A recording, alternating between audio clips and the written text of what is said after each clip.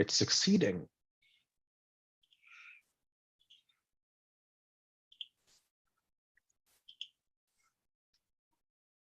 Hello to all you patriots out there in podcast land. And oh, this is on the wrong 1 second. 1 second.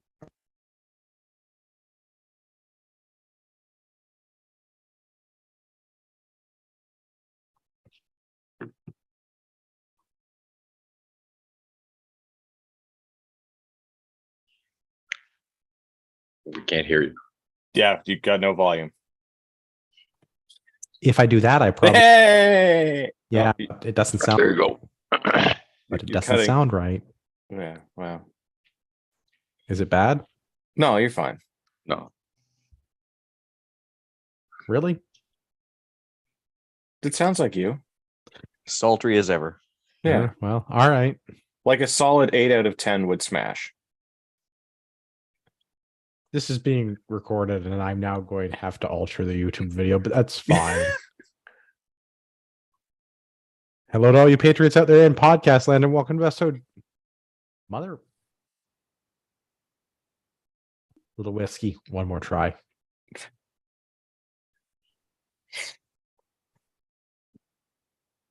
Hello to all you patriots out there in podcast land, and welcome to episode 395 of Canadian Patriot Podcast, the #1 live podcast in Canada. We're recording on May 15th, 2023. We need your help to support the Canadian Patriot Podcast. Visit patreon.com/CPP and become a Patreon. You can get a better quality version of the show for just $1 per episode. Show you're not a communist. Buy a CPP t-shirt for just $24.99 plus shipping and theft. Visit CanadianPatriotPodcast.com homepage and follow the link on the right. This takes us to my favorite segment. It's called What Are We Drinking? And also, how have you become a better person? What have you completed recently on the Patriot Challenge? Liz is absent, so we'll start with Pierre. Pierre, what are you drinking? I am drinking whiskey. Excellent. And a thing you have done recently. Thing we have done recently. Last week we finally picked up a truck. Not the truck we ordered, but a truck very, very similar to it. So we got the first aid kit transferred over. We bought a little battery backup booster air inflator a little while ago. So we got to unpackage that, make sure all that's good. So just getting a new truck set up, and then we had to get the camper out of where it is and crossed our fingers that none of the water lines were leaking and that the propane lines were still working to get all of the stuff working. Thankfully, all that checked out. So we just filled it up, getting ready for the weekend, cramming way too much last minute stuff into not enough time. Right on. What about you, Ian? Well, let's see here. We started off with whiskey, as a bit of a primer, and then I don't always podcast, but when I do, I choose to drink Dos Equis. As far as one thing I've done recently, honestly, let's see here. I've been up for about 20 hours. Haven't been severely dehydrated. Haven't really drank any water. Let's see here. About You did help. You did help trim my bushes earlier. I was trimming Gavin's bush recently. That was good, and so that making our fighting position a little better, I guess. And yeah, maybe a little more urban camouflage and stuff. Did go for a big walk about 36 hours ago. I like the area beautification project. That's good. You have to always. It still counts as improving your fighting position, even if it's just making the bushes look better. Yeah, it makes the deck look bigger. Yeah. It's important. Intimidation thing. Yeah. Gavin? I am drinking some White Claws, a wild berry assy. I don't know how to say that. But yeah, that berry thing. Smash things. They're quite tasty actually. As for Patriot Challenge stuff, yeah, we trimmed my bushes. I chainsawed a tree on my front yard. We tidied it all up. Drank my water. The huge. I had my last, at least hopefully last, for forever appointment with my hematologist about my blood clot. Wasn't exactly the news I wanted, but wasn't terrible news. The ultrasound results were good. The blood clot is gone, but my blood is still clotty. So like, I mean, I guess that's not a terrible thing because like that way, if I get a cut, I'm not gonna bleed to death. But also they're a little worried that I might still have one. But they're like, well, it's up to you because if you stay on blood thinners for life, there's a chance you might die if you get a cut, or there's a chance you could die from a blood clot. So I am opting for the no medication route. So Yeah, but if you get tactically shoddy, you want to get clotty, right? yeah, exactly. So yeah, not exactly the results I wanted, but life goes on. I'm glad you don't have a blood clot. I'm disappointed you can't claim it as a dependent on your taxes. Yeah, well, next time. We'll see. A chainsaw related question though. Were you wearing the requisite safety gear? 100% can confirm. I mean, I did have chaps all the way. So, I mean, I guess it depends on how thorough of a safety thing. I did not wear my protective chaps. I did have on a helmet and muffs and one of those visor screen mesh things to protect my beautiful helmet face. With the mesh screen is pretty baller, but yeah, assless chaps, man. Yeah, no chainsaw chaps. I was wearing Rhodesian pattern shorts though. So there was no leg protection. Yeah, but like if that worked for them, it works for me. So I like that you're testing the clodging theory already. That's good. I mean, it was like a little tree. That's fine. But I also had to like fix the fucking chainsaw because don't ever borrow things from your parents when they neglect them, because then you end up doing all of the maintenance and having to fix it all and clean it all out in order to fix it. But we got it working. It was fine. Yeah. But you'll also notice that while you wore the bush truck camo shorts, no clummies came south of the river that's right beside your house. So it's true. That's true. It does kind of work. They were working. Yeah. Andrew, what about yourself? What are you drinking this evening? I am drinking an old fashioned, but an old fashioned is supposed to be a double, and this is not. This is much more than a double. It's not an inconsequential amount of whiskey. Nice. As for things that I have worked on, it's the basic usual stuff. I drink my water, I get my steps, I do my exercise, I try to improve my fighting position. Although today was mostly just like random house chore type stuff. I need extra dog food and extra cleaning supplies. And it was all very boring domestic things that all needed to be done. But it's still improving your fighting position. Yeah. It was. My fighting position will be very spick and span, but well, that way you won't trip on anything if things go south. It's true. Yep. Ian, do you want to tell everybody where they can send feedback? Yes. Sorry, a little missed my cue there. We'd love to hear your feedback about the show. Please visit CanadianPatriotPodcast.com/feedback or email us at feedback@CanadianPatriotPodcast.com. A version of the show is available on Stitcher and iTunes. Upcoming events this week is the Razul 4-day remote military, or the Razul 4-day march. It's not the remote military march. I'm confusing my Finnish marching events. Oh, yeah, there's just so many. The Razul 4-day march. So that starts on Thursday? Yeah, Thursday. Yeah. And I see that they've updated the website with this year's data set, so it's almost empty. They have, I'm not sure, test data in there maybe, or somebody that's really early putting results in with no results. Sounds so the about Razul right. stuff is coming. Army Run is coming up in September. Is it June 3rd is the National Range Day? Yes. Yeah. It's around that. I don't know what the Saturday is, but it's whenever we're going to be up at Borden. So, sign up, shoot the match, have fun, or go do something at your other gun clubs. Is it June or July they do it? June, right? June. Yeah, it's the third. The third. Yeah, June the 3rd. Okay, I was right. It's June the 3rd this year. So get in touch with your gun club if you haven't already done that and see if they're going to organize a range day. And if they're not, maybe you should organize a range day. You should do something. Yeah. Don't ask me to do it. I've done enough things. Well, we're already doing something. I'm already doing something. That's a good point. See, I'm doing enough things. And it's going to be at the range, so. It's true. Yeah. Nice. Well, shall we go into the topic. I'm not really going to call it the news, but I think I'm going to call it the topic. Yes. All right. Liberal Policy Convention took place recently, wherein the Liberal Party, or I'm sorry, I guess I should say whereas the Liberal Party. Yeah. Resolve- #Lib 2023, yo.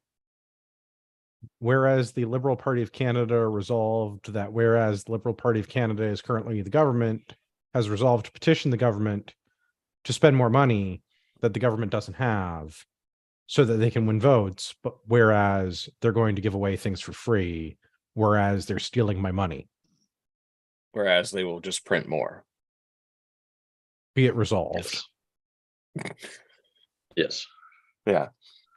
I kind of hate the way policy statements are written. Yeah. Yeah. I also like they haven't even gone like the last election, they haven't even gone through their list of things either successfully or unsuccessfully from that last round of promises. You remember the first time that Justin Trudeau got elected and he promised to end first past the post? Yeah. Yeah. Yeah. But like I don't get why the party that is currently in power needs to go and have a convention where they talk about policy for the like you ran on a platform once you've crossed all of those things off the list or you're very close to that is when you should have your next meeting to figure out what you're going to do next. But until you're at least 75% through that list, you should not be coming up with new ways to spend my money.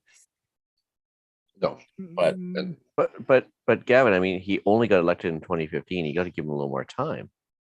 He hasn't even done all of the things on the first go around, let alone the second go around, and now the third go around, that they're going to come up with a fourth thing. But if you give him a fourth mandate, he'll get it all done, including that drinking water and all that stuff. Also, like with this coalition government that's not a coalition government, if they're not going to have an election anytime soon, what was the point of this? Because they've got still like what, 3 years, just shy of 3 years, if they can keep the government, which I don't think they're going to. But I've been saying that for a while because I don't understand how they're keeping this government functioning. But here we are. I did find that polymeter, it's spelled just how it sounds, POLI meter, as in the unit of measure. The Trudeau promise tracker from 2015 still going strong. 19% broken. Would anyone like to guess now the amount that he's actually managed to keep thus far? Ooh, 3. I'd say it's probably pretty close to that 19%. Like, I'd say somewhere in and around 20% that he's managed to keep. Was Actually significantly better. Yeah, he's managed to keep 38% of the 1,000 and change promises that he's made as the prime minister. Wow. And he's managed to partially keep 22% of those promises. So broken the 19%, and then they're showing as 10% not rated, 11% are pending. Shows is in the works. well, there you go. I mean, I know some of those are kind of like they're not good promises that he's kept. No, and some of them are probably going to be gimmies, but yeah, like I changed my socks today. Yes. Well, I mean, it's probably more like past some budgetary stuff. Well, we passed a budget, so like check mark. Yeah. But remarkably high. Yeah. Well, he's remarkably high, all right. It is funny to look at they track when the promises were kept. It's on like a histogram. So the promises kept, it starts in like 2016 and it basically is steady, like ever so slightly increasing into 2019 with the last election, and then basically steady right up until August of 2021, right before the last election, where there's a sudden increase in promises kept. Interesting. And we're seeing the same kind of trend where it's been it was relatively flat for about a quarter, and then it jumped up conveniently right around when there was a threat of an election, the end of Q1 2022, like right around March or so, they threatened an election. That's so weird. Conveniently, the Yeah. number of promises kept and the number of promises partially kept or in the works both increased in that period. And now we're It's like- seeing a slight, and then it was steady again. And now that we're seeing some tumultuousness with our government, they're seeing a slight uptick in the kept number again. It's like for every article on Chinese spying and or intimidation, there's a promise being, fulfilled. It is. I think perhaps there are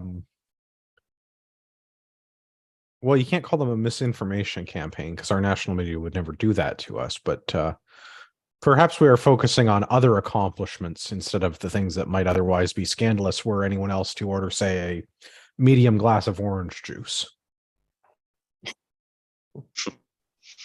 How dare they?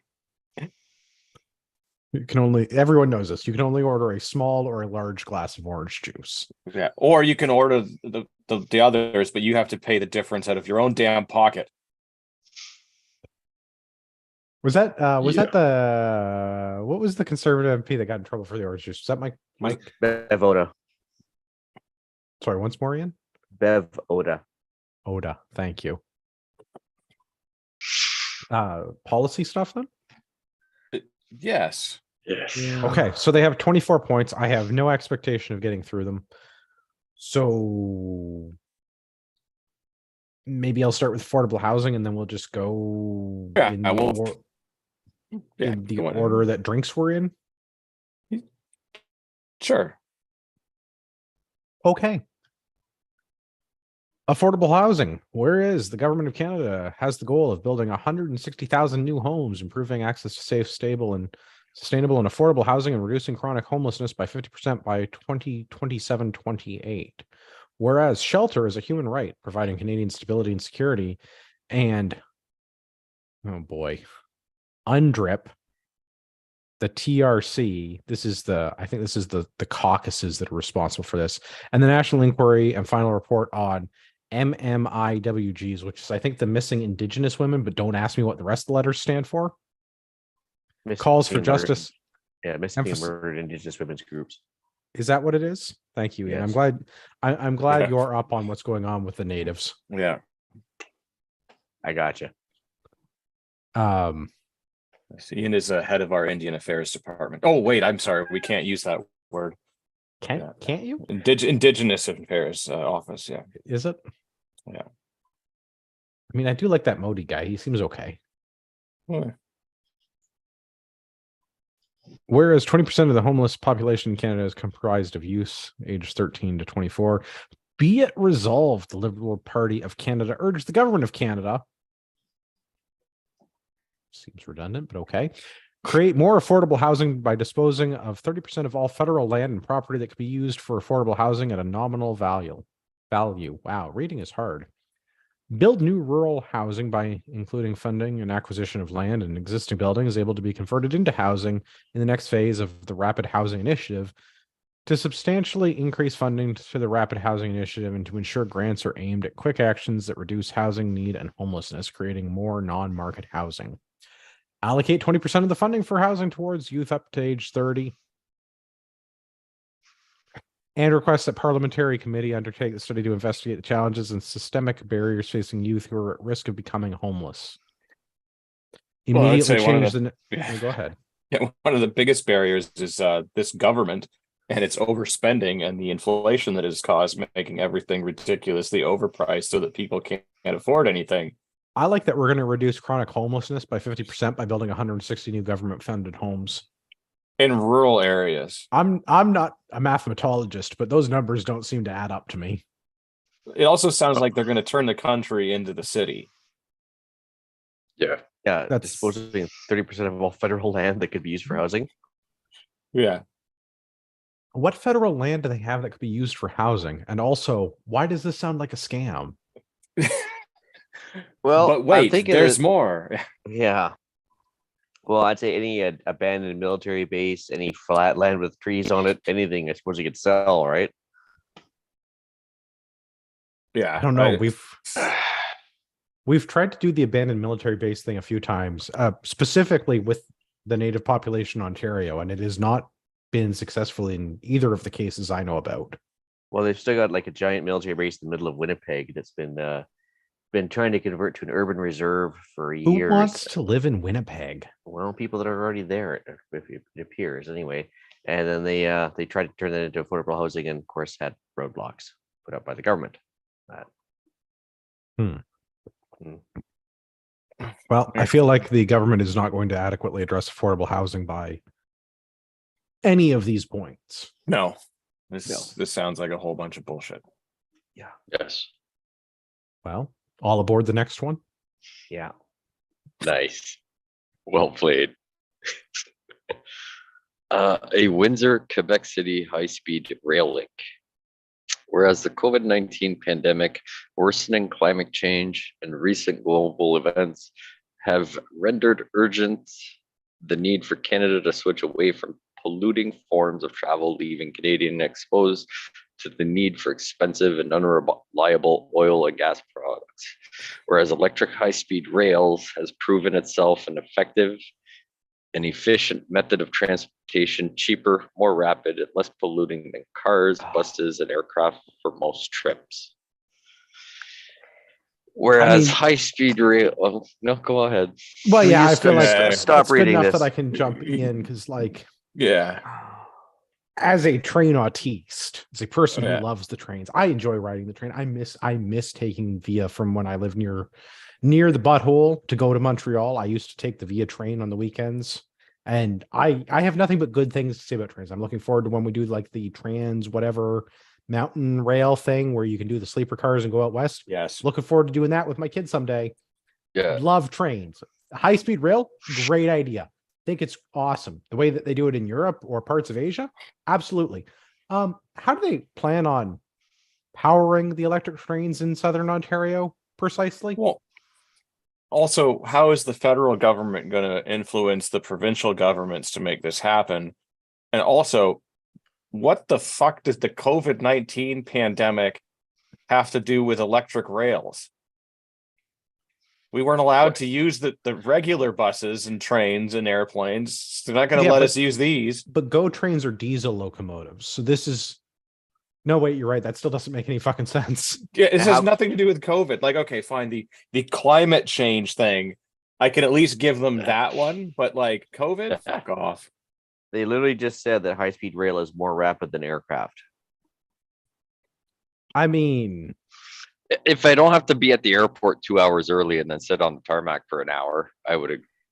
Have you taken a train to Vancouver lately? Bullet trains for everybody.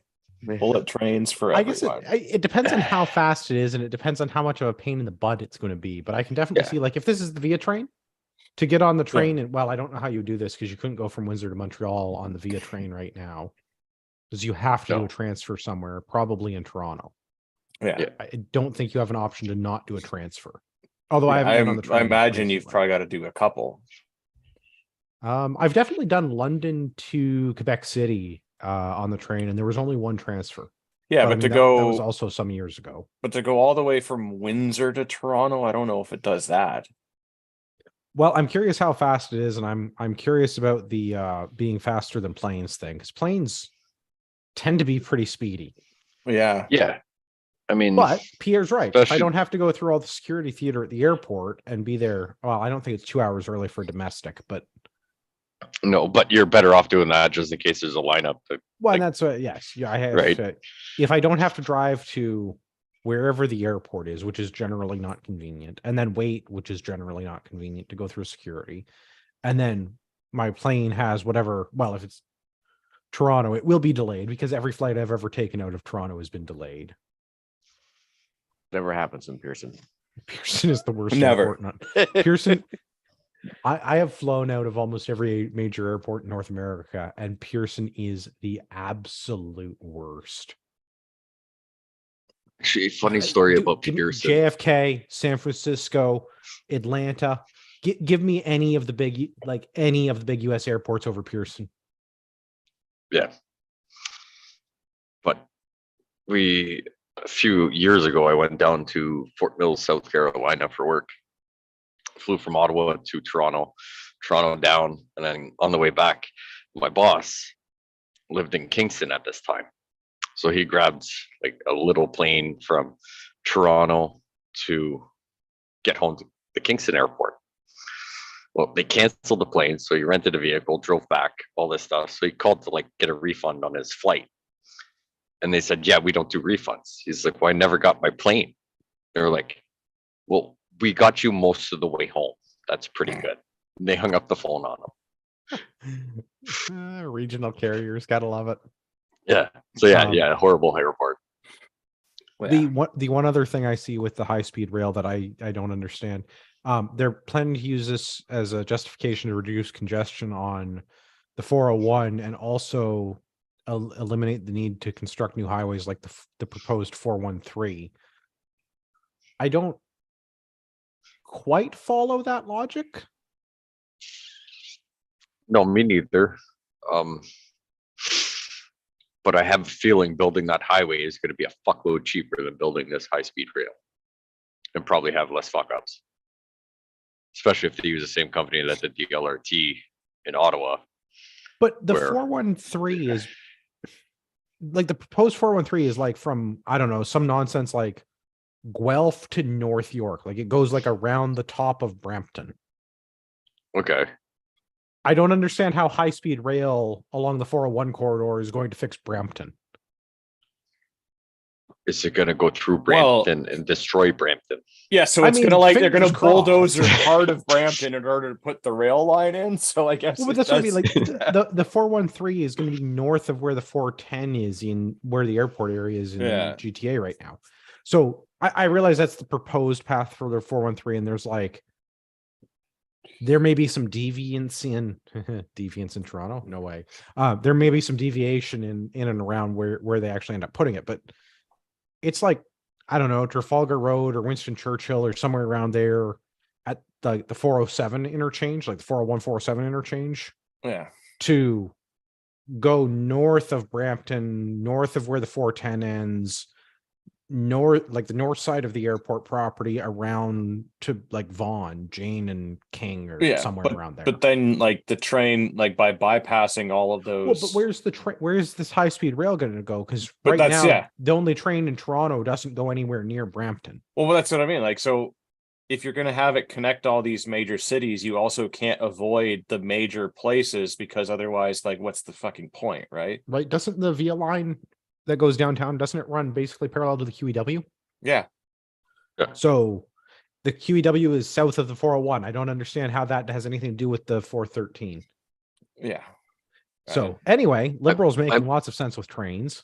But it also just doesn't make sense. Like, what are you going to, is there that much travel for leisure from Windsor to Quebec City that like this rail, it being affordable and convenient, like no wear and tear on my personal vehicle, rent a car for fairly cheap when I get to my destination, but like I don't know.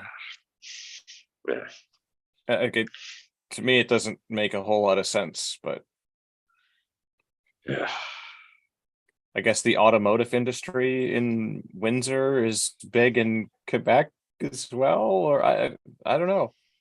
I don't know. Or maybe it's faster to get those transfer payments out to Quebec that way. That's what it is.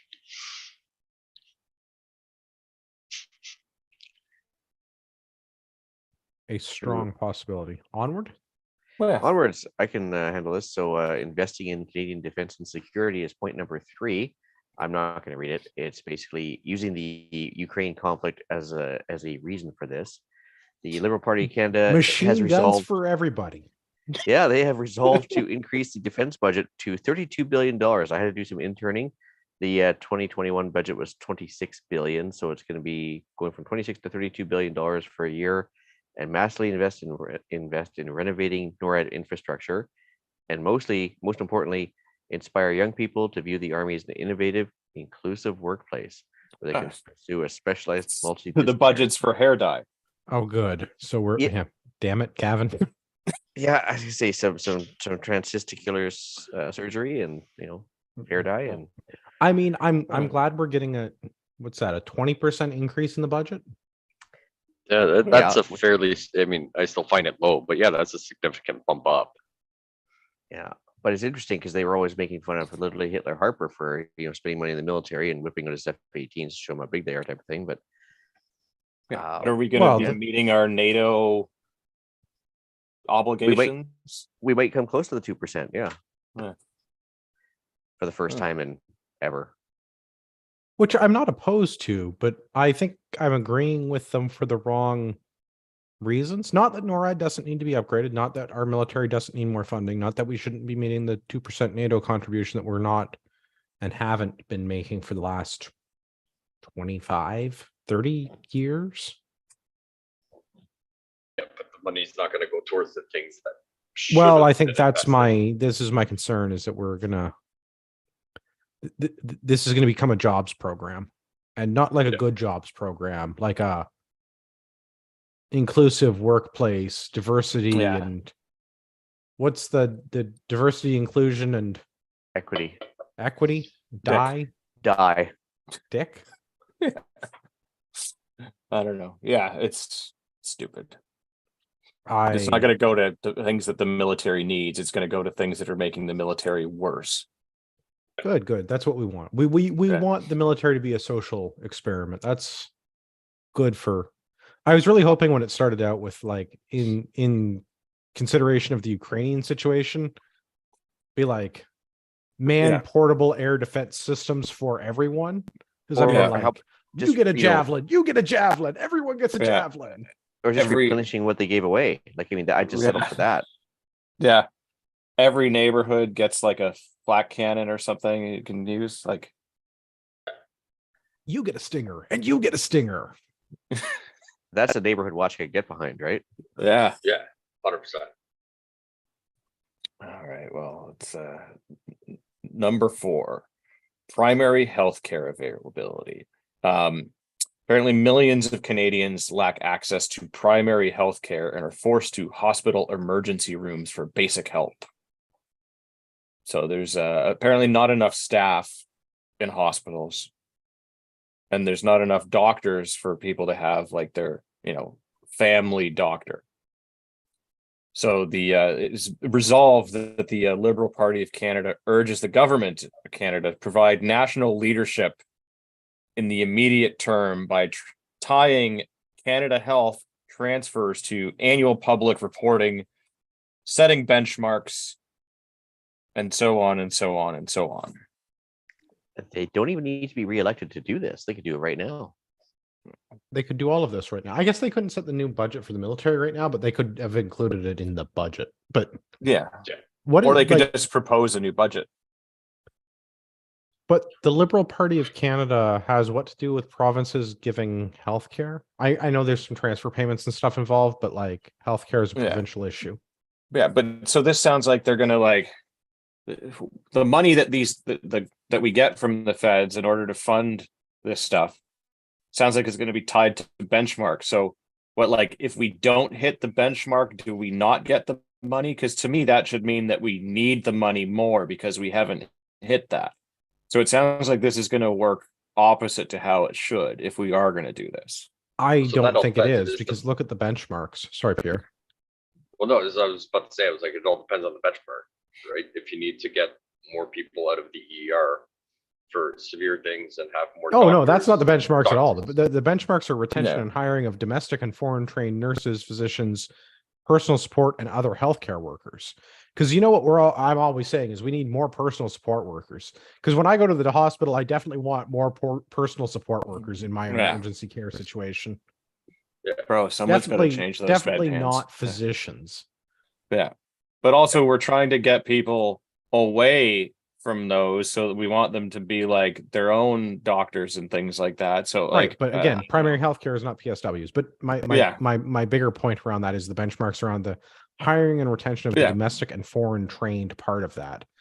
I have a suspicion that the benchmark is going to be, well, the federal government is going to make it easier for foreign trained professionals to come into the country. So the provinces need to make sure to utilize the foreign trained professionals. I suspect that's going to be the benchmark.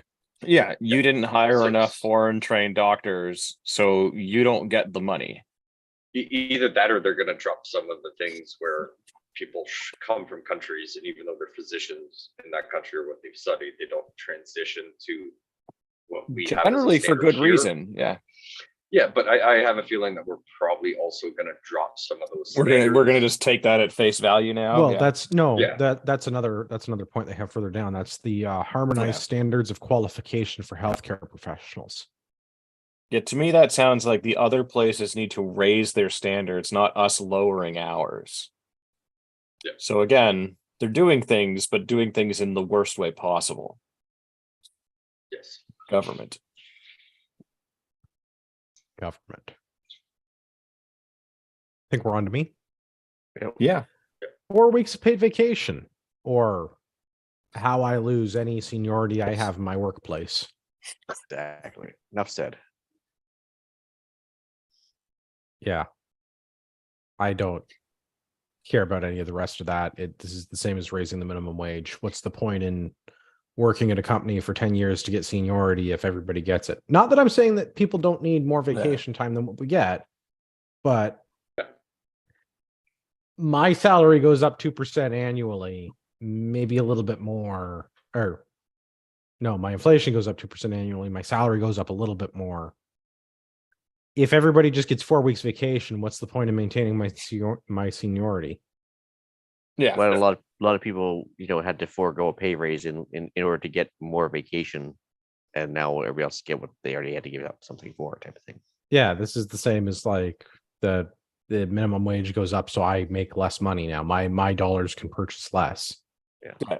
But again, like this is like other than federally regulated industries, the feds have no power over this. So like this probably doesn't affect where I work. Right? Like if you work anything province-wide, so but people will see that just be like, sweet, I'm gonna get 4 weeks vacation.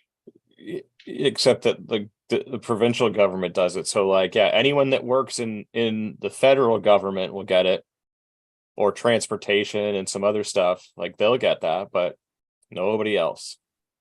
Yeah. Way to go, liberals. Yes. Next one, climate crisis. Whereas we are living in a climate emergency, in the 2022 IPCC report made it clear that any further delay in concentrated global action will miss a brief and rapidly closing window to secure a livable future.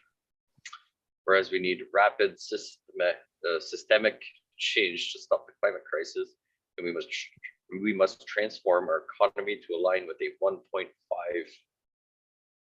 degree Celsius compatible future. So like, is gas going up? Is that what this is? No, gas is going away. No more fossil fuels. It's just gone. Yeah. Like, no, seriously, that's the whole point of the no more fossil fuels by 2025. Yeah. In 2 years, no more.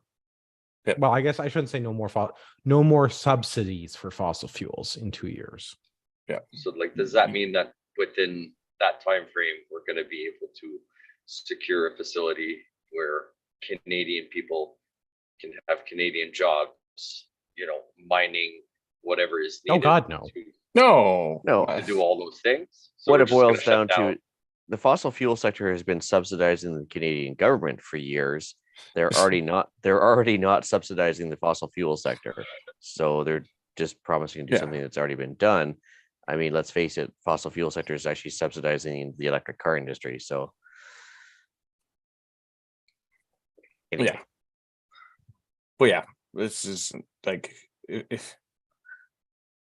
how long can we be in a climate emergency for before we all just die? Because it seems like they've been screaming this for a long time. Acid rain, melting the ice caps, Greta Thunberg, coming ice age. Right, the ice age. Yeah. So I think we're up to about 40 years so far. Yeah. Wow. The next one. Yeah. So installing point number 7, installing a guaranteed livable basic income, which is somehow 60% of Canadians want this GLBI over universal basic income. It's the perfect name for it too. I'm like, Yeah, I don't even know where to begin with this. Like we've talked about this in previous episodes about how first of all, like the budget for UBI would have been more than healthcare to begin with, but and of course Yeah. that ups the cost of everything and so on and so on. That's great that 60% of Canadians want this guaranteed livable basic income, but in reality, it's not going to solve anything. It's just going to create more government departments and Yeah, like costs and stuff. the money needs to come from somewhere, and that's what people don't understand. Like, oh, the government's giving me money, and they're just like, sweet, but it's like that money needs to come somewhere. So they're either gonna make it, which depreciates the dollar on the market, this, that, or whatever. And then now cucumbers cost $65, and your minimum wage is $200 an hour, which is all good. But at the end of the day, you're not gaining anything. You're just making it worse for future generations and making the plane crash a lot fucking faster. I'm okay with them crashing the plane.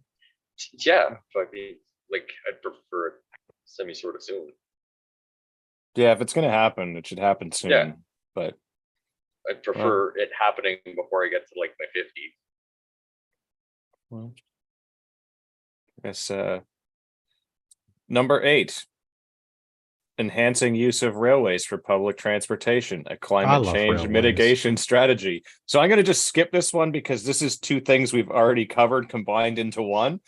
This is the rail and the last one. So I'm going to go to number 9 here because, free movement between Canada, Australia, New Zealand, and the United Kingdom. So I guess they want the Commonwealth to be the Commonwealth again. Well, but this isn't the whole Commonwealth, and also I vote no. No. Yeah. And I don't know how they're going to do this without getting all of those other countries on board because they all have their own rules and regulations regarding immigration. So, but yeah, no, I don't want a bunch of those Aussie criminals coming up here. And the best part is like Australia is actually extremely tough to go and work in on a permanent, semi-permanent basis anyway, and or emigrate to. I can't imagine them signing on to this. Yeah. Because no Australian's going to want to come up here and freeze. We all want to go down there and warm up for retirement, so I can't see that. Wow. At least their gun laws are a little bit better than Australia. For now. Yeah. Yeah, they still have IPSC in Australia. Yeah. And they have suppressors in the UK. Yeah. But all of those countries are full of cheeky cunts. It's true. I don't like this. No. I'm just going to say that this further devalues my passport. So Yeah. I'm opposed. Our passport is already pretty close to worthless, but this will. I just don't get how they can even make this a thing without having other governments on board with this. Well, I suppose that the idea has to start somewhere, right? You have to propose this to the other governments but I don't want barrier-free movement to other countries. I want lots of barriers to movement because I don't want my passport to be devalued. Yeah, absolutely. I want to go visit your country. I jump through these hoops and do whatever, and I expect the same for you to come. Well, and I'm fine with like a reciprocal agreement. Yeah, yeah. But yeah, just yeah.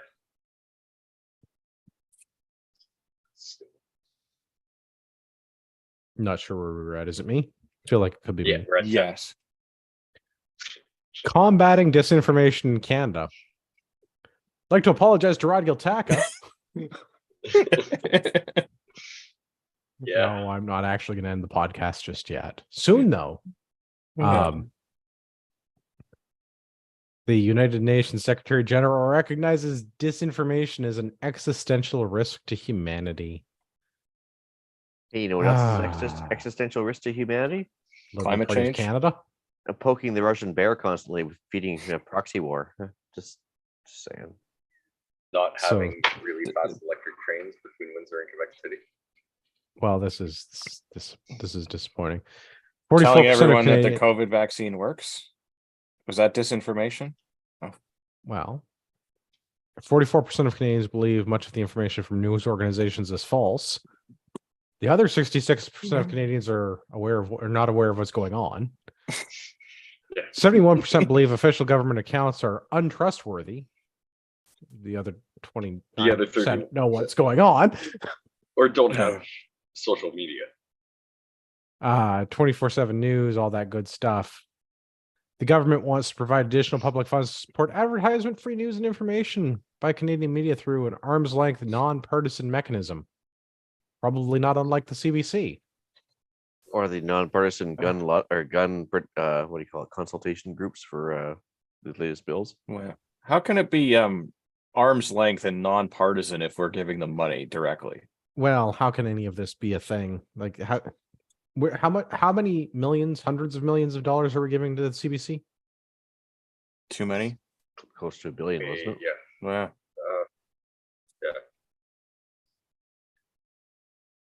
Yeah. Yeah. Nothing good to say about this. Stop giving people in media government funding. Stop building agencies and organizations to control those media outlets. Just the government gets to make press releases. That's it. The government gets to report, like the government gets to publish a table of facts, and that is it. It is up to the media to do what they want to do with that. Yeah. Ooh, number 11, a citizens' assembly on electoral reform. I feel like I've seen this one before. Yeah. Yeah.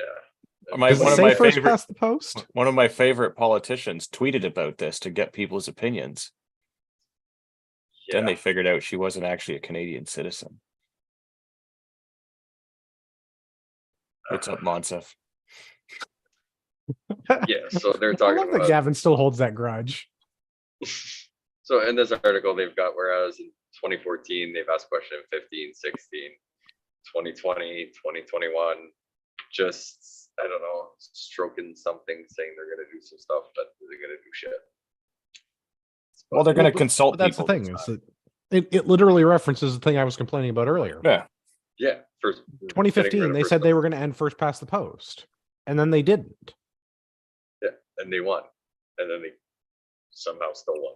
Well, not really, but yeah, so it's just So we're just gonna stroke job electoral reform some more? Is that Yeah. what I'm getting? Like aggressive voteratory motion? Yeah. They're just sitting there just doing this back and forth. For those that can't see, because you're listening, it's me pretending to put votes into a ballot box. That's just them doing that. It's a similar stroking motion, but slightly different, a little bit more advanced. Yeah. Point 12, creating livable, walkable cities to fight climate change. This is straight out of the UN Agenda 2030 thing. They want 15-minute cities. The theory being is that you have everything you need within a 15-minute walk from your house. The reality is you can be locked into your neighborhood, not allowed to leave, which they've already tried in the UK a couple times, and I guess the citizens didn't really like it very much. Well, is that really, are we going to have 15-minute cities? Is that the... If you actually look around most cities, they're building a lot of these little programs in with a lot of these streets getting closed off and everything else. They're trying to make a thing. Because I guess I struggle to reconcile how they're going to have high-speed rail trains and 15-minute cities. It's only going to take 15 minutes to get to the next city. Like if I'm not allowed to leave my neighborhood, how am I going to get on my high-speed rail train? Or where am I going to drive my electric car? Although I suppose the issue of the 300-mile range on my Tesla becomes less of an issue. Correct. And there's probably going to be a nominal fee depending on your social credit score that would allow you to get that. I mean, I can certainly see that there are advantages to livable, walkable cities. As a person who likes walk, I walk to the grocery store almost every day. Chris raises a really good point here about this. He wants to have a range within a 15-minute walk of his house. Oh, buddy, I can barely walk the 1,000-yard range. And well, I guess if I walked faster. Yeah, but you could walk to the firing line. That would be in 15 minutes. I support that as a... Yeah. I am reminiscing of sitting on the deck at the mess at the national ranges at Connaught, sitting across the road from the 1,000-yard firing or 1,000-meter firing point on the ranges. That would be great. If I could sit at my mess across the street from my firing point and gaze upon my 1,000-yard range, 1,000-meter range. Yeah, I think Connaught's in meters. Yeah, pretty sure Connaught's in meters. I'm pretty sure it is. But yeah, outside of that, though. Yeah, and and I'm not opposed to exactly building an area where people can live there and everything's a walking distance because they don't like to travel and all that. Like, I'm not opposed to like everything being close to your house, but that also involves that there's a lot of people around your house. So like, I'm okay living outside of the city where there's barely anybody. Well, but that's the thing. Like, this is sort of how cities kind of organize themselves to begin with. Like, if you live in the city and you live 45 minutes from anything, that's because you live in Toronto. That's no. If you live, that's just because of traffic. If you live in Toronto, you live 45 minutes from everything because it doesn't matter where you're going in Toronto. It's going to take you at least 45 minutes. But that's just poor city layout. Like, my argument is like small town, rural Canada, southern Ontario, southern Alberta, interior BC. I don't like the part of Quebec where you can see the nice river, not the northern part of Quebec. Fuck that place. But if you're in like one of the better parts of like rural-ish Canada and you live in a community with like 30,000 people, that is a 15-minute city, and this is a thing I can get behind. This is not what they're proposing. I don't think. I think it's more in line with what Ian's about with this agenda. What UN agenda are we up to now? 2030. 2030, and what it boils down to with they tried the trial system in the UK is they basically had transponders in the vehicles, and if you left your neighborhood more than an X amount of times per week, they basically put down the barricade and wouldn't let you leave. And that was in order to fight climate change, so you wouldn't be wasting too much gas and everything else. So you had to limit your trips away from your house, including commuting to work, to a certain amount that didn't quite work. Which I see. So I disagree with this part. Where I can see this being advantageous is my like idyllic semi-rural lifestyle that I would enjoy, where it's like I live in a town of between 20 and 50,000 people, and it's big enough that it's got some fast food chains and like some retail, but like we're not quite at the point where like there's maybe a Walmart. If there's more than one Walmart, it's too big. Right? Yeah, like but if there's I live in a town where there's like less than 1,000. Maybe that's doable. I don't know, but like this is like the idealized like rural southern Ontario, rural southern Alberta. I can go to a place and it's got a post office and a grocery store and a gas station. It's got one of everything. One or more of everything, but it doesn't have like I don't have. Yeah. Walmart seems to be, and I don't know what the number is on when they decide to put a Walmart in a place, but Walmart also seems to be the thing that destroys small businesses. 100%.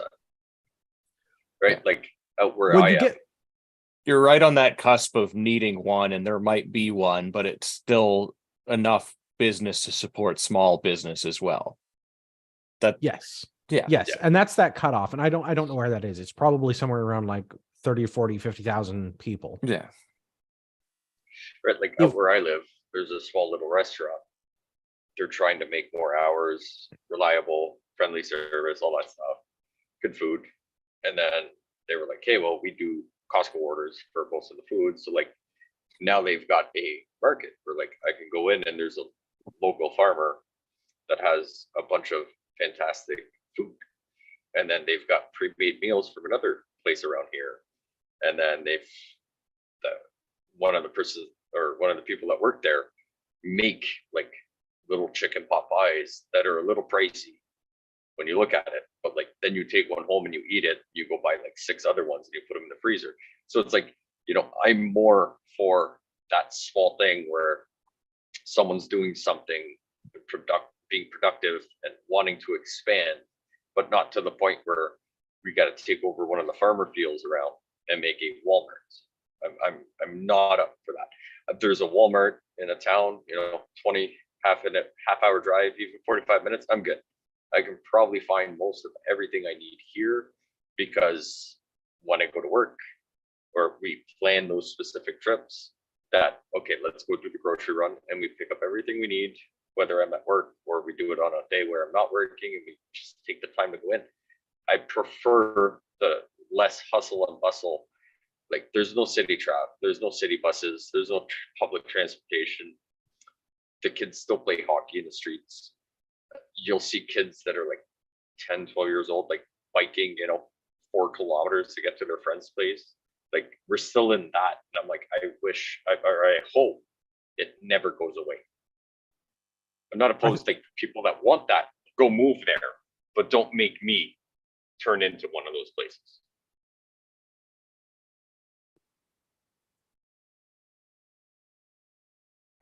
Fair.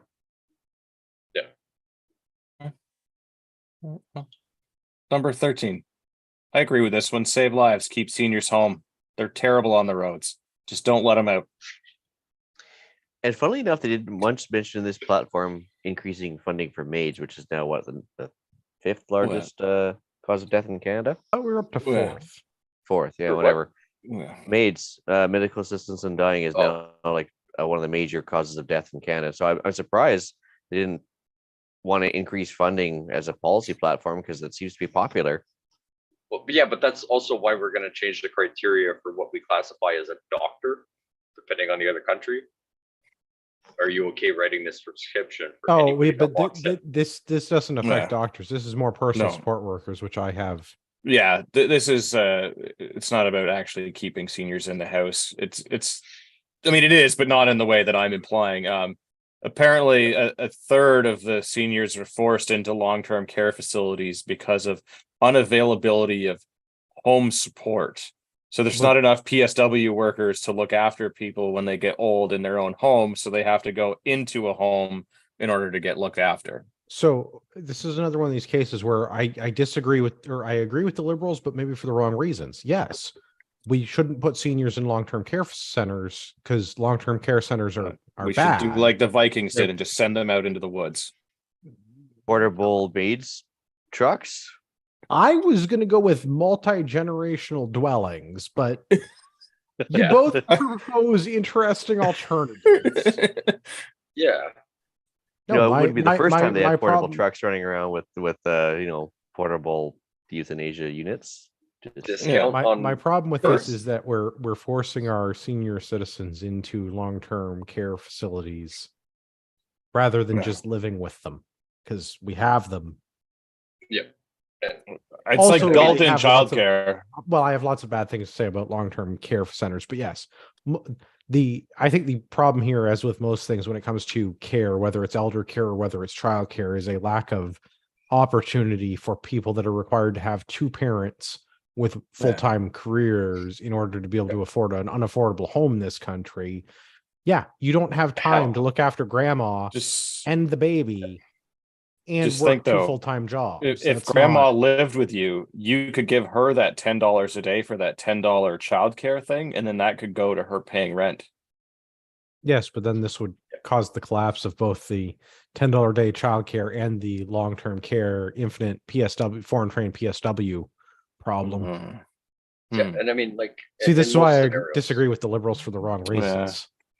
Yeah, and in most cases, there's a point where, like, okay, they can't live on their own and having them in your house, like, maybe having as much as there's like tax credits, right? But like something that like there's a time and a place where some of them may need to go to a more advanced care facility because like you just can't look after them. But but like, okay, so you live in a 4-bedroom, 3-floor house and you're 80, it's probably a lot to maintain this, that, but like, and I hate to say like a tax credit, but something that like, if a person in the family owns a property that could suffice, maybe putting in ensuite of some sort, not necessarily attached to your house, but where the area is a lot smaller. Sounds a lot like Pierre's proposing more of these 15-minute city things. But it would be a 2-minute homestead. Yeah, I want to live with grandma, but I don't want to like live with grandma. Right. But I also, at this point, if I own 5 acres of land, what's the thing of putting a little, maybe not a tiny house, but something there where it's easy, there's no grass maintenance. Someone can go there. They still have their independence. Yeah, and that's what a lot of people are doing with like they put little like tiny homes or tiny homes or sheds out back or whatever for their aging parents. But like, you get to a certain point. But like, I do not want to have the conversation with my mom about putting her in a shed. That is going to go about as well as the long-term. It's like a really nice shed though. Yeah, I'm still going to catch a beating. Yeah. Well, no, But- she'll be old and feeble, so it's fine. But there's a point, right, where it's like, okay, so sell the house, but nobody wants to take her, so you send her off to a long-term care facility, which is obviously not the best. It takes away the independence of the person, right? They're not at that point. And I mean, sometimes there is that point where it's just like they can't do much for themselves, and they do need 24-hour, assistance of Yeah. some sort. Where Right, and you can't provide it's that as a person when definitely- you have your all that stuff. There's definitely a scale with that. And I'm not saying where you need like Yeah. a lot of assistance or where you need 24/7 support or where there's complicated medical stuff. I'm just saying like generic old people. Yeah, they're too old to Yeah. like cut the lawn and look after the things, but they could still cook and clean and like generally look after themselves. Well, but You this you is give another, them a like, 1-bedroom apartment and they'd be capable, but the house they grew up in when they had 5 Yeah. kids, they can't Sure, maintain they that, can't and maintain everything it. falls. Yeah. Yeah. So there should be something where it would be easier to have that transition. And I'm not saying the affordable housing thing, but depending on where you live, having something to make an ensuite in your basement or No, but this is what I was getting at earlier. I think the lack of multi-generational dwellings in this country Yeah. is like that. The long-term care thing basically gets solved by having people that are dealing with their parents and their children, or Yeah. children with their grandparents, or whichever way you want to do the intergenerational trauma thing. It's Yeah. like, and a lot of people associate a price tag with, I don't have to deal with this, but I'm okay with parting with $3,000 a month to accommodate this. no, becoming man, someone that's else's not responsibility. that's not a viable option. I mean, and No, I'm not disagreeing not- that some people aren't on board with that, but this is like one of those societal failings. You Yeah. don't just to get shipped. I mean, maybe Gavin gets to ship his parents off to the woods, but like Gavin's nodding. So maybe some people are shipping their parents off to the woods, or maybe some people are paying $3,000. But I think this is one of those societal problems that like we lack the multi-generational. It's not welfare because it's not state funded, but the just the personal Community. support of the We family. lacked community is what it is. The family community. And we Right, don't have yeah. a carousel like Logan's Run where we ask them to renew. So Yeah. And so Yes. Onward. Yes. yeah, I think this is actually probably the best one of the entire platform. Yeah. here. Yeah. This is number 14, which is what's the actual word they get? Truth in politics. So it turns out this is news, I guess, to the Liberals. Canadians are facing an onslaught of political disinformation and deliberate misrepresentation. And turns out that yes, Canada has no federal laws to prevent politicians from deliberately misleading the public, as has happened. But we for do have thousands of laws years. that prevent people from calling them liars in the House. Yes, and if they do have ethics breaches, I mean, it's a minor penalty anyway. But be it further resolved that the Liberal Party of Canada urges the Government of Canada, which is themselves, to direct the Chief Electoral Officer to develop a model code of conduct for federal political parties, candidates, and third parties. So they're going to solve the problem of historical politics throughout the ages in this next budget somehow. When have politicians not been shitty? I mean, again, agreeing with liberals for the wrong reasons. I like the whereas Canada has no federal laws to prevent politicians from deliberately misleading the public. Yeah, I mean, public hanging, stockades, whatever. I mean, whatever, Tarred and would feathering. prevent No, them I from think we've lying. talked about this before. Yeah. I feel that I should be the sergeant at arms where I get the mace, and every time I believe a politician to be lying, I should get to mace them. Yes. And if you're wrong, they should get to mace you in return. So you I'm just be never very getting judicious. maced. I'm just saying it as a a fair No, I mean, point that's of equal. courtesy or whatever you want to call it. Yeah. If you feel that they're lying and you go and beat them about the head and face, and they can prove to you that it's true, they get to do it back to you because that's fair. I feel like this is a very reasonable system of government. I still Yeah. agree that you will very likely never get hit, but A pile of feathers in a boiling vat of tar would not be a bad idea either. But I'm just saying, Suddenly, would strange women laying in lakes giving out swords doesn't seem like such a terrible system. yeah. So the Liberals are going to solve the problem of politicians being politicians. I mean, I like the concept. I feel like the execution is going to be lacking. And consider they're the worst offenders of the bunch, or at least in the recent past. Yeah, who gets to decide what the truth is? That's Well, once again, I feel like the answer to that question ought to be me. right. Just like with Because, the disinformation thing, who decides what the disinformation is? Again, I feel like the answer should be me. I should be made the ultimate arbiter of justice in this country. Or at least, like, because you don't want the job, at least be God Emperor for a few days or a week. No, I want the job. That's the that's the problem. See, well, no, so I don't want to be a politician. I want to be the arbiter of justice. So every time a politician tells a lie, I want to beat them about the head and shoulders with the mace. Yeah, that's fair. I feel like this is a I very would vote reasonable. for you. I'm not in favor of me running the politics. No, I would vote for to you to be the guy with the mace. That's what I'm voting for. And that's what I'm. I see. I keep think this someone is to check. Yeah. Well, but we need a system of checks and balances, and right now our checks and balances are not effective. So well, that's because the economy is going to balance itself. That's right. Different checks and balances. Right. Sorry. If you have a problem, Andrew, he'll gladly meet with the ethics commissioner anytime you want. Believe it or not, beating about the head and shoulders. Yeah. I realize that's not his brand of shampoo, but it works. Yeah. Oh, fuck. That's probably good enough for this evening. That's like and there. You don't want to talk about another climate change one, or another climate change one, or another COVID one. I guess they're all the same, repeated over and over again, just from varying degrees. The only other one that I find moderately interesting is the search and rescue thing at 5-Wing. Which one's that? 23. 5-Wing Goose Bay is designated primary search and rescue base, which really that just means full-time SAR staff, aircraft, and people at 5-Wing. I'm not opposed to that.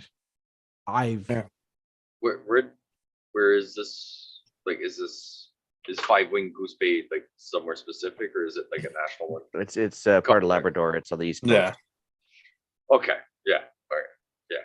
I'm not opposed to that. Well, and so the only real reason is because that area doesn't really have its own search and rescue stuff. No, I think they have to fly out of Gander. Trenton really is the closest search and rescue place. Is it really? Wow. Yeah, but even provincially or like municipally, there's nobody really in that part of the world for them to do that. So I thought there was a full-time Canadian Forces SAR operation running out of somewhere in the East Coast, but maybe that's not true. Shearwater had a surveillance base with the old Polaris things, where they call them Auroras. So they're busy, like they'll be able to show you where the people that are lost are and what the last text message they sent, but not be able to, actually retrieve them. Yeah. But honestly, like for example, when that Hercules went down and alert, and they needed search and rescue to be dispatched, they actually had to leave from Trenton. But Goose Bay would actually be markedly closer. And yeah. Well, I'm like, we're gonna have Canadian Forces, and we're gonna have all this jobs program. Maybe we can get a couple of like rescue swimmers. And what are we using now? We're not using the Sea Kings anymore. Those got retired. Cormorant. Is that not a flightless bird? Cormorants are the diving birds. No, that's a dodo bird. So they crash a lot into the ocean, is what you're saying. They are actually excellent swimmers, and yes. But I mean, like, I wouldn't be opposed to moving to Labrador to be part of this, depending on what they got up there. Well, you'd have to join the military. So for certain things, like the military has been designated as the official search and rescue person because they have far more resources than others, and they've got the people that are just sitting around and doing nothing. Yeah, that's not. Well, I have a buddy that flies search and rescue, and I wouldn't say they're doing nothing. No, but I mean, we're quite as important. We're not doing anything military like around the globe really anymore. True. So I'm still saying I wouldn't be opposed to joining the military to move there, because Labrador sounds a lot smaller. Well, you would have to join the military and then specifically get into the search and rescue unit to get put there, but you could do it. Yeah. You get a snazzy orange beret if you do that. Yeah. And jumpsuit. Yeah. Well, everybody that's in the airplanes or I guess they're not airplanes. Anybody that isn't in an aircraft gets a jumpsuit. No, I would say you get an orange jumpsuit. Yeah. Yes, That's but how that's you not know to be nearly as search cool and as the rescue. snazzy orange beret. It's true. That's true. Or just break a law and they give you an orange. It is louder and more obnoxious than the MP's red beret. It is. The orange berets are really quite visible. Yeah. I think that's all I've got out of that. That was the last point I wanted to hit on. Is more search and rescue for the East Coast. There's things that happen on the East Coast. We should put a permanent. If we're gonna do federal SAR stuff, then let's do that. If they're gonna if we don't have the resources municipally or provincially out there, and there's already a base there and the people that can do it. There's already a squadron there. They're just going to give them funding and stand up the resources for 444. Yeah, so you put a couple of different people there. So yes, of all of the things on this list, this is the one that should be why is this in the policy and why is this not just done? Yeah, and I'm not even really going to inquire how much it's going to cost. As long as it's probably no more than what we're already spending out there, really. Yeah, but let's say, okay, fine, they stamp, seal, deliver it, and a year from now it's up and running. I'm probably not even going to inquire how much it costs. It's done. It was done. Right, honestly, which speaks a lot about government. But they already have the aircraft out there. They've already got the personnel out there. It's just putting the right personnel out there. And maybe sending a basket that goes in the helicopter that they lower down into the water. I think they might need different helicopters, but they could just reduce a bit of what they give to Ukraine, and then they'd have enough. Yeah, just by literally a few helicopters for just for the price of but a few helicopters, we could have a search and rescue in Eastern Canada. And for the price of just a few helicopters, we could have a lot less communists. I'm on board with that. Hey, did you know the carrying capacity? Well, they wouldn't be for very long. CH-146 Griffin is 5,000 kilograms. You could throw a lot of communists out with 5,000 kilograms. That's true. Depends how big the communists are. They're going to be less than 5,000 kilograms. Yeah. Well, yeah, I'm just saying the volume of what you could. They don't eat a whole lot, so they're really skinny and low T, so they can just get stacked together. The Griffin, which is what 444 Squadron flies, the Griffin has a capacity of 5,000 kilos, so you could put a fair number of commies in that. Yeah. I have to apologize to Rod Giltaca. We couldn't get Rod on the show tonight. Rod did not want to talk about Liberal policy platform as it did not include anything about firearms. So stay tuned when the next Liberal Party government bans more gun stuff, which wasn't in their policy platform. Which is kind of nice. Well, that they've already banned everything? Yeah, they're planning on having all of the bans in place prior to putting this out. Yeah. You give them too much credit. Well, I'm just happy there wasn't something in there about the guns. I don't know. It'll something to do with COVID and climate change and missing Indigenous people, and then that's. I just don't understand how you can reconcile giving money and arms to Ukraine and not giving money and arms to Canadians. I don't know how you reconcile that. Why should we give identify guns? As Ukrainians?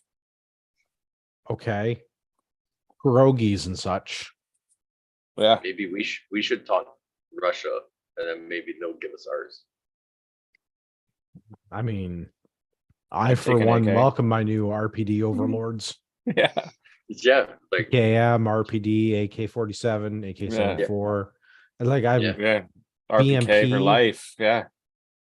And BMP would be super cool as a daily driver. Oh yeah, those weird ballistic knives too. I don't know that would make a very good daily driver, but okay, I'm with you. No, but I would carry that every day. Fair. Started a lot of collection. I mean, why not? Yeah, you get to wear those cool striped ushankas, I think is the word that they use for it. The shirts. Yeah. It is. Ushanka is the word. All right. Why don't we carry on with Gavin? Where can everybody find you on the internet? When I'm not applying for the Spetsnaz, I guess you can find me on Instagram, UrbexGTA. Ian, where can everybody find you? Not too many places nowadays. I guess email at theislandoftreat@gmail.com. Here, maybe occasionally Canadian Prepper podcast, but not that often lately. Here, where can everybody find you? Off the wall customizing, on all the socialist medias, and occasionally you may find me on Sunday nights as well on the Prepper podcast if Ian never shows up on Sunday nights. If you've listened to this, wow. If you've listened to the show this long, you deserve a discount code. If you're shopping at Ragnarok Tactical, which you should be, use the discount code Patriot at checkout. I went on my 15-minute walkable city journey today to the post office. I packed an order. I walked to the post office, mailed the order. I walked to the grocery store. I turned in my CBT or my EBT or my whatever, my guaranteed living wage thing, and I exchanged it for $65 cucumbers. It was good times.